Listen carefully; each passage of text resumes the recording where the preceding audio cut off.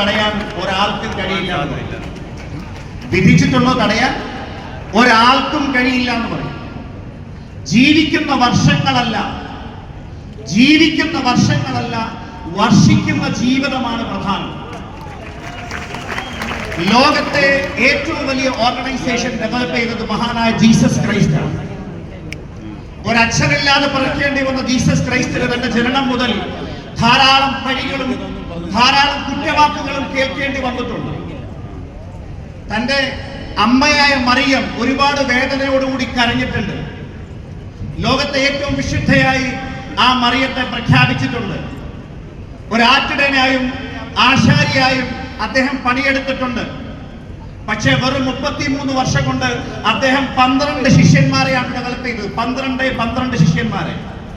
അതിലൊരാള് ഇദ്ദേഹത്തിന് ഒറ്റിക്കൊടുക്കുകയും ചെയ്തു, വെള്ളിക്കാശ്. പക്ഷേ ആ 11 പേരിൽ നിന്നും ലോകത്തെ ഏറ്റവും വലിയ കാരുണ്യമുള്ള ഒരു വലിയൊരു സംസ്കാരമായി അവർ ലോകം മുഴുവൻ പടർന്നു. അവരെ പടർത്തിയത് അവരുടെ ഉള്ളിലുള്ള കാരുണ്യമായിരുന്നു. ഞാൻ പറയുന്നത് 33 വർഷത്തിൽ താഴെ മാത്രം ജീവിച്ച ജീസസ് ക്രൈസ്റ്റിന് അലക്സാണ്ടർ ദ ഗ്രേറ്റ് അദ്ദേഹം രാജസ്ഥാനിൽ വന്നപ്പോൾ ബഹുമാന പുരസ്കാരം അദ്ദേഹത്തിന്റെ ആനപ്പുറത്തേക്ക് കയറ്റി. ആനപ്പുറത്തിരുന്നപ്പോൾ അദ്ദേഹം ചോദിച്ചത് ഇതിന്റെ കടിഞ്ഞാണ് എവിടെയെന്നാണ്. ആ സമയത്ത് കുതിരയ്ക്ക് കടിഞ്ഞാണുള്ളൂ, ആനയ്ക്ക് കടിഞ്ഞാണില്ല എന്ന് പറഞ്ഞു. ഒരൊറ്റ സെക്കൻഡ് കൊണ്ട് രണ്ടാമൊന്നും ആലോചിച്ചില്ല, ആനപ്പുറത്തൊന്ന് ചാടി. എന്നിട്ടാണ് പറഞ്ഞത്, എന്റെ കയ്യിൽ നിയന്ത്രണമില്ലാത്ത ഒന്നിന്റെ പുറത്തും ഞാൻ ഇരിക്കില്ല, എനിക്ക് നിയന്ത്രണമില്ലാത്ത ഒന്നിന്റെ പുറത്തും ഞാൻ ഇരിക്കില്ല. ലോകത്തിന്റെ 1/3 സ്വന്തം കൊടിക്കീഴിലാക്കിയ അലക്സാണ്ടർ ചക്രവർത്തി ജീവിച്ചത് വെറും 35 വർഷത്തിൽ താഴെ മാത്രമാണ്. എനിക്കിപ്പോൾ 45 വയസ്സ് കഴിഞ്ഞു. 45 വയസ്സ് ഈ വരുന്ന 3 ദിവസം കഴിയുമ്പോൾ ഞാൻ പൂർത്തിയാക്കിയിരിക്കും. ദൈവാനുഗ്രഹത്താൽ ഇൻഷാ അല്ലാഹ്. ദൈവാനുഗ്രഹം ഇല്ലെങ്കിൽ ഒന്നും പറയാൻ പറ്റില്ല, മനുഷ്യന്റെ കാര്യമല്ല. ഞാൻ പറഞ്ഞു വരുന്നത്, ഒരേ മനസ്സോടുകൂടി 5 പേർ ഒരു സ്ഥലത്തിരിക്കുന്നുണ്ടെങ്കിൽ അവിടെ പുതുചരിത്രം പിറക്കും എന്നാണ് പറയുന്നത്. ഇത്രയും ആളുകൾ ഈ പൊരി വെയിലത്തും AC കട്ട് ഓഫ് ആയി പോയിട്ടും ഇവിടെ ഇരിക്കുന്നുണ്ടെങ്കിൽ, ഇവിടെ ഇരിക്കുന്ന ആളുകളുടെ ഉള്ളിലുള്ള എനർജി വെച്ചാൽ ലോകത്ത് ഇന്നു വരെ എഴുതപ്പെട്ട ഏത് ചരിത്രവും തിരുത്തി കുറിച്ചിരിക്കും. അതാണ് ഇനി ഇവിടെ സംഭവിക്കാൻ പോകുന്നത്. മൈ ലൈഫ് സ്റ്റൈലിന്റെ വളർച്ച നെക്സസിന് മുമ്പും ശേഷവും ഇതായിരിക്കും. After Christ or before Christ എന്ന് പറയുന്നത് പോലെ. ഞാൻ എന്താണ് സംസാരിക്കാൻ ഉദ്ദേശിക്കുന്നത് വെച്ച് കഴിഞ്ഞാൽ, സർവശക്തനായ ദൈവത്തിന്റെ അതേ ചൈതന്യം എന്റെയും നിങ്ങളുടെയും ഉള്ളിലുള്ളിടത്തോളം കാലം, പുരാണങ്ങളിൽ പറഞ്ഞതുപോലെ അഹം ബ്രഹ്മാസ്മിൻ, എന്റെ ഉള്ളിലാണ് ബ്രഹ്മം വസിക്കുന്നത് എന്ന് ഞാനും നിങ്ങളും വിശ്വസിക്കുന്നുണ്ടെങ്കിൽ, ആ ഈശ്വരന്റെ കഴിവിൽ നിങ്ങൾ വിശ്വസിക്കുന്നുണ്ടെങ്കിൽ, നമ്മൾ എന്തു മനസ്സിൽ വിചാരിച്ചാലും ആ വിചാരം പോലും ദൈവം തന്നത് അത് നേടാനുള്ള മുഴുവൻ കഴിവുകളും നമ്മുടെ ഉള്ളിലേക്ക് ഇട്ട് തന്നതിന് ശേഷം മാത്രമാണ്. നമുക്ക് അതിജീവിക്കാൻ കഴിയാത്ത ഒരു പ്രയാസങ്ങളും ദൈവം തരില്ല. ബൈബിൾ വചനമാണ് സുഭാഷിതങ്ങളിൽ. ആകാശത്തിലെ പറവകൾ വിതയ്ക്കുന്നില്ല, കൊയ്യുന്നില്ല, ധാന്യപ്പുരയിൽ ശേഖരിച്ചു വെക്കുന്നില്ല, എന്നാൽ ഇവയിലൊന്നും പട്ടിണി കിടക്കുന്നില്ല. പെറ്റമ്മ നിന്നെ മറന്നാലും നിന്നെ ഞാൻ മറക്കില്ല, നിന്നെ ഞാൻ എൻ്റെ ഉള്ളം കയ്യിൽ രേഖപ്പെടുത്തിയിരിക്കുന്നു. നിന്നെ കുറിച്ച് എനിക്ക് മികച്ച പദ്ധതികളുണ്ട്. അന്വേഷിപ്പിൻ, കണ്ടെത്തും, മുട്ടുവിൻ, തുറക്കപ്പെടും എന്നാണ് ബൈബിള് ഉദ്ഘോഷിച്ചത്.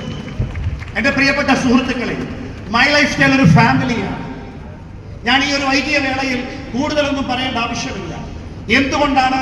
നിങ്ങൾ വിചാരിച്ചാൽ മൈ ലൈഫ് സ്റ്റൈൽ ബിസിനസ്സിൽ വിജയിക്കാൻ കഴിയുമെന്ന് ഞാൻ ഉറപ്പിച്ചു പറയുന്നത്. ഈ ബിസിനസ്സിൽ 5 കാര്യങ്ങൾ, 5 P എന്നാണ് പറയുന്നത്. ഒന്നാമത്തത് പ്രൊമോട്ടേഴ്സ് ആണ്. എനിക്ക് മുമ്പ് ഇവിടെ സംസാരിച്ചു പോയ അദ്ദേഹത്തെ ഞാൻ ഗുരുതുല്യനായിട്ടാണ് കാണുന്നത്.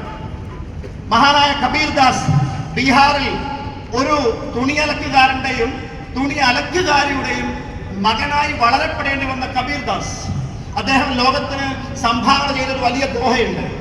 ദോഹ എന്ന് പറഞ്ഞാൽ 2 വരി കവിതയാണ്.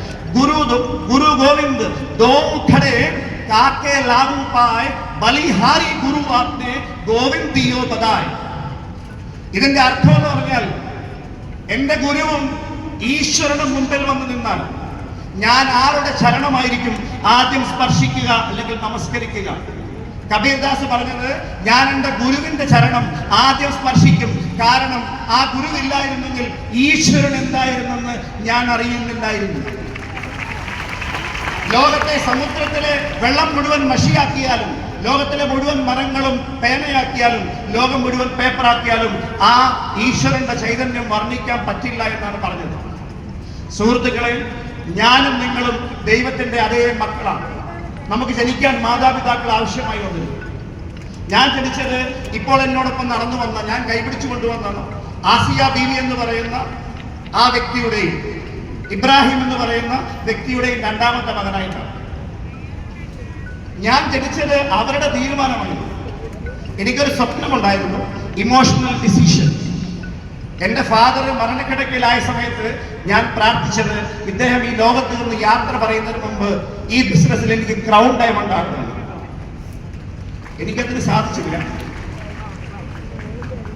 പക്ഷേ നമ്മൾ പറയാറുണ്ടല്ലോ, ശരീരം മാത്രമേ പോകാറുള്ളൂ, ആത്മാവ് ഒരിക്കലും പോകില്ല.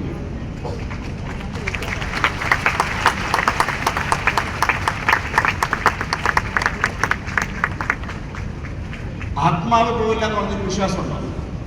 എത്ര പേർക്ക് വിശ്വാസമുണ്ട്? പല ആളുകളും ചിലപ്പോൾ വിചാരിക്കും, എനിക്ക് അച്ഛനില്ല, അമ്മയില്ല, എനിക്ക് വിജയിക്കണമെന്നുണ്ട്, അവർക്ക് വേണ്ടി ഒന്നും ചെയ്യാൻ സാധിച്ചില്ല. നമ്മുടെ അച്ഛനും അമ്മയോടും ആരെങ്കിലും പ്രൈവറ്റായിട്ട് ചോദിക്കുക, നിങ്ങളുടെ ഏറ്റവും വലിയ ആഗ്രഹം എന്താണെന്ന് ചോദിച്ചാൽ അവർ പറയുക, നിങ്ങളുടെ മക്കളെ സന്തോഷത്തോടുകൂടി ജീവിക്കുന്നത് കാണും.